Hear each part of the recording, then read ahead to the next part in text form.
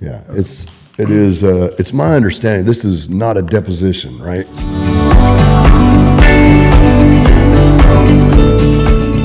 Welcome to McKinney. Welcome back to McKinney, Roger Creager. Thank you. How are you doing? Man, this is really nice too. I mean, you hear about expansion and cool. Man, this is almost too cool for McKinney, but McKinney's getting cooler. Yeah. So, and you see that? I'm glad you do. I see all the punch list items. Like, see that hole? There's random hole in the wall. Like, I'm seeing things like that. But the punch list is like that. We're barely in the building, but we're in it, and that's all that matters. And it's a ton of fun. It's beautiful. Yeah, it's beautiful. It's very cool, and the food, y'all, man, it looks like 5-star gourmet restaurant in downtown Dallas. It's really good food. It's it's not the it's not a limited menu, but it's not like a Cheesecake Factory 10-page menu that my kids like. It's not like nachos and chicken wings and here there you go, some beer and tri-tip and gourmet salads and we've even got popcorn. So perfect. How can you beat that? Okay, so you grew up, and we know each other a little bit because you came up and did our Christmas party with Kevin. And you guys are big buddies, of course. You're in the group Dos Borrachos together. Yeah, we played last night together in Midland, Texas. Midland, Texas. I tried a big lawsuit in Odessa. I think you'd rather try a case in Odessa than Midland. So it was Odessa, but it was 2015. It was a big one. So I like Midland. I spent a lot of time in Midland. That's one of your stomping grounds, I guess. A little bit. I mean, we play there, and always have for 20 plus years. One of my band guys is from Midland. So we kind of, our merchandise manager, Trey Lawson, and he gives us the kind of the runaround of the place. We learn all the cool little hip stuff to do in Midland, Texas. Very nice. And believe it or not, there is some. I remember us trying that case, and it was a crazy time. The oil thing was just going nuts, and so it was the time where everybody had come in to work, and you could barely get a hotel room, and you surely couldn't get a reservation to a restaurant. We waited an hour and 20 minutes to get into a Hooters. I haven't eaten at a Hooters in 20 years, but an hour and 20 minutes to get a table at Hooters. Yeah, hour to get a table at Hooters. Okay, but you grew up in or around Corpus, is that right? That's right. Okay. And my dad was military and Department of Defense, so I actually spent 4 years old, I guess, 4 or 5, until the beginning of 8th grade outside of Salt Lake City. He was stationed up there. And then we moved back to Texas. And so I got junior high and high school in Corpus Christi. And of course, I was born in Corpus. Yeah. So what was it like growing up in the Creager family? It was good. Yeah. Yeah, it's great. Mom, dad, siblings, maybe a sister? Yeah. Yeah, there's a bunch of us. Really? How many siblings? Well, my dad was married twice. So the first the first batch. I've got one of these stories too. There's three I've got a sister, and a brother. Okay. And then I'm the oldest of the second litter, a brother and a sister and a brother. All right. So 3 and 3, 3 girls, 3 boys. Was it a musical family? No. My mom forced all of us to take piano lessons. The way it always is. Right. And all I wanted to do was play baseball.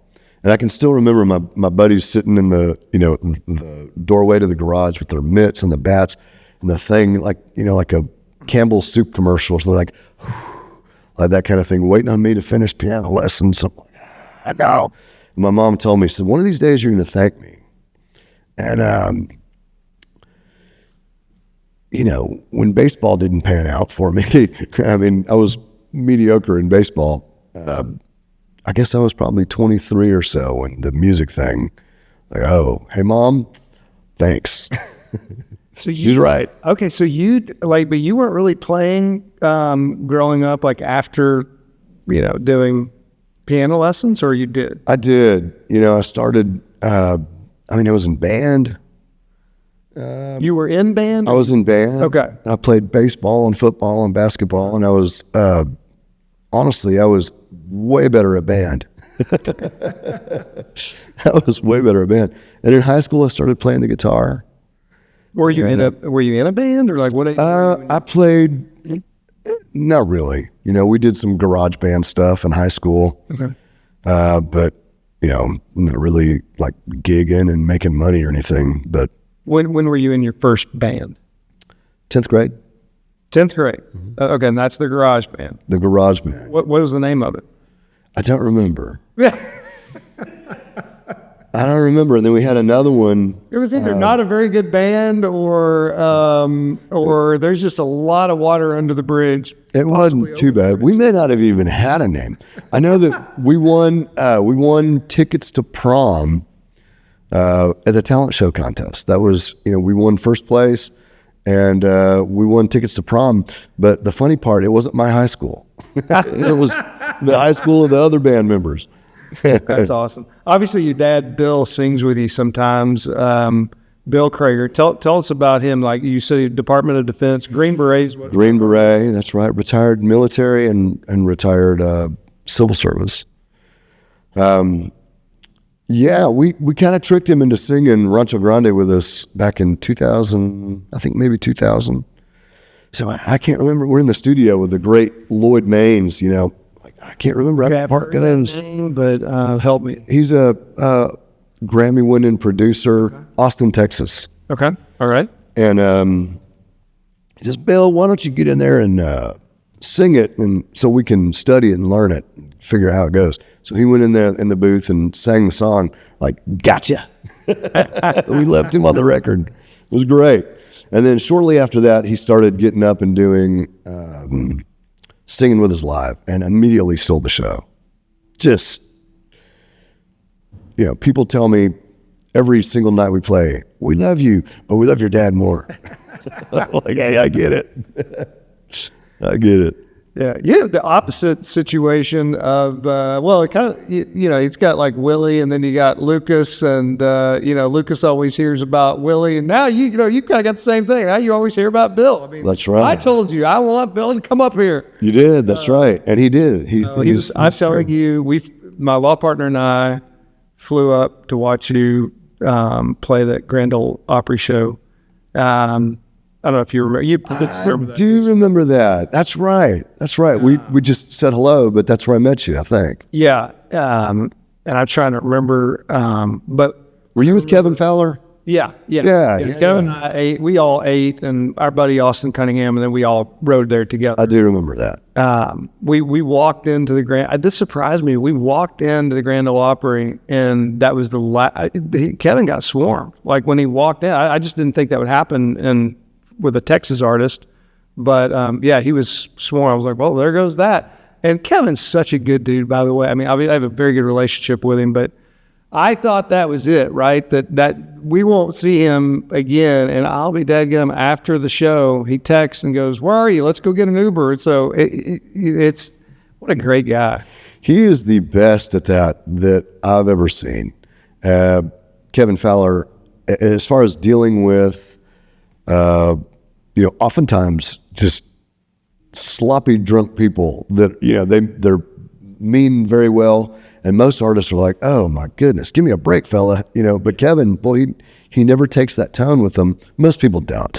But Kevin is the absolute best at just, even people that are wonderful coming up and like, he has that quality that I think Willie Nelson has, where after about 30 seconds of meeting him, you feel like, we're good buddies. Yes. We're friends. Yeah. And it's hard too, because, you've always got to be on. And I mean, I'm sure sometimes you don't, I know he's played here when he didn't feel that well. But yeah, that's when it's really tough. It is tough. But yeah, Kevin's the best at that I've ever seen. Yeah. And anyway, Burt Reynolds said something to the effect of, if you want to be recognized in public, you will. And if you don't, you won't. Yeah. And so I'm the guy, I go to HEB with a hat on and I don't want anyone, I'm like, my wife sent me to get diapers, and I don't want to talk to me. I just want to grab that and some milk and get home. But yeah, Kevin, he's always Kevin Fowler. Yeah, and back to the Opry show. I'm telling you, nobody got a bigger pop than you guys got that night when your dad came up there and sang the song. Granny, that was crazy. Standing ovation at the Grand Ole Opry. It was a 100% standing ovation. Awesome. It was just a really magical moment. I videoed that and I sent it to Kevin and I said, get it to Roger. We were pretty close to the stage. I don't know if you ever got it, but and then we went to your after party at Losers. Losers. Same place Kevin had his. And so much fun. I met all these Vaquero guys. Is it Vaquero or Vaquero? Vaquero. Yeah. Uh-huh. I met all these guys, and you got all these guys that travel in support of you. Oh, these were my buddies. I thought we would be, I thought there'd be a handful of us coming from Texas, but Well, we counted. It was, gosh, I don't remember. It was a lot, like 250 of our friends and family, and we're at that party, right? yeah. Yeah, they all went to the Grand Ole Opry and then the after party. Yeah, it was a great after party. Kevin had the same type thing at his, and just a ton of fun. And I couldn't make it to Kevin's because we just had a baby. Wow. I would like to have a fourth. Do you think that you could be a witness on my behalf and talk to my wife about? This sounds like a legal thing now. I'll do what I can. I've got 3 kids, and I would love to have a fourth, but my wife tells me it would have to be with a different woman. She's not doing it, so that gets awkward. Yeah. Congratulations. How old is the youngest? 6. Okay. 6. Yeah. Man, that's a... So, okay, so you have a 1-year-old. Okay. I've got a 3-year-old, and then so we didn't have the baby when Kevin did it. We just had the baby a month ago. So I've got a 1-month-old. Oh, right now you've got a 1-month. Right. Okay. Yeah. My wife was very pregnant when Kevin did his Okay, got it. Grand Ole Opry. So you got a 1-year-old and then up from I've there. got a 3-year-old and a 1-month-old. Those are your first kids? Probably not.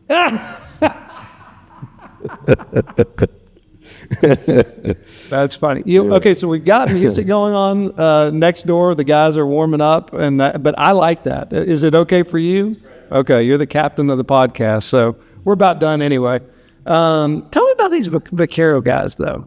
Yeah. So interesting to me. John Smallwood has become a buddy of mine. Oh man, I love him. Yeah. It's a group of guys that I guess the mission statement of the organization is to just kind of keep alive the cowboy tradition and to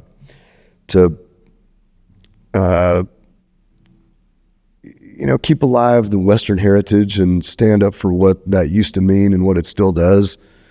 And we get together and have several meetings. The big one is we do a ride in September, October, where we just go up in the mountains for a week and ride horses and do cowboy stuff. There's no way Kevin is as good a cowboy as you are. I've been to his ranch. Absolutely no way. He has no livestock. No, in fact, I was going to buy his ranch, and he was going to buy a different ranch and start putting longhorns on it. So we went and looked at ranches all day around Christmas or the New Year.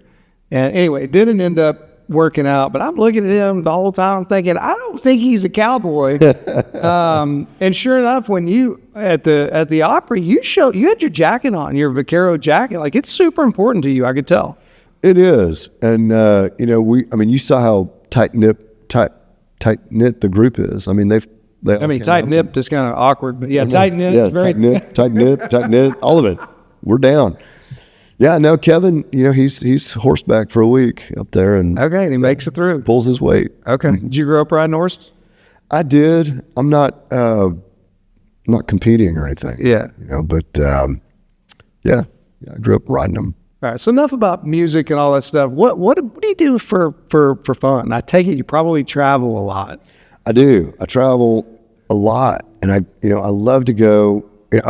I run with the bulls every opportunity I get in Spain. That's going on. Today is the last day of the running of the bulls festival, the Feria San Fermin in Pamplona, Spain. And I keep getting these updates on my telephone, like Instagram and Facebook that I follow. Oh, I have the FOMO. I see it, and I took my wife on our honeymoon to Spain, and she loved it, which I was like, oh, thank God, because that's one of the things I like to do. That's right. I saw Mount Kilimanjaro as well. I climbed Kilimanjaro a few years ago. You think you can get up now?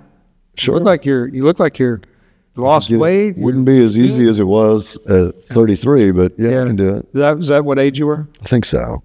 So we're going on vacation early next week. We're going to Colorado, and I climbed Gray's Peak, which is a 14er, when I was 21 or 2. And I've got these pictures. I'm in a tank top, and I look like I'm just, incredible. And not looking like that now. And so my son, who's 12 and in peak physical condition, he's an athlete, and he's like, "Are you ready to climb Gray's Peak?" I'm like,